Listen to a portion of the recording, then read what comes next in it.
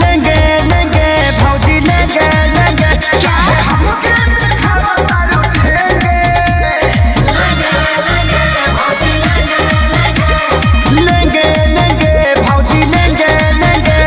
बाबू तनी नाग धुन बजाओ, अफ्रीकन स्टाइल में नाचे के बा।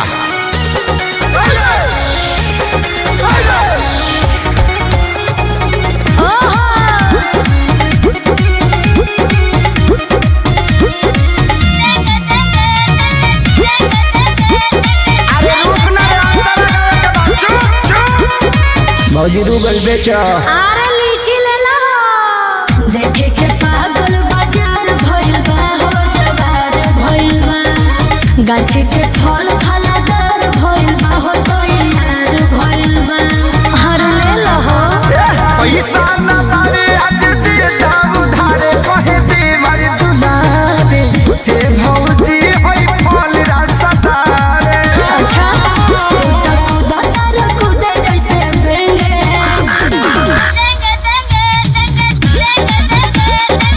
हाई बेंगावा घुस गइल रे, फिर कन भगवे किनारे।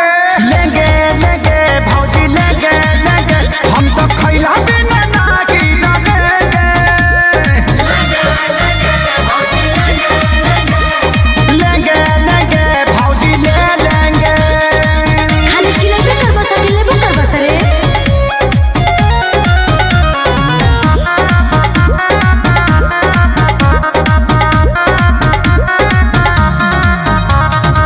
जल्दी से ले लो ना तो कम हो जाए हो, खत्म हो जाए। अच्छा बड़ा कम जोर तो निदम हो जाए, बॉडी बम हो जाए।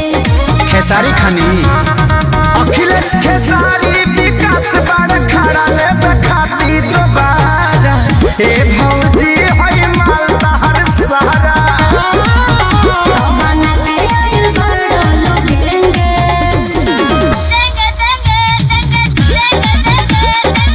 चुप हो जाना तो जहाँ साइज बड़ी वही जी भेज दे।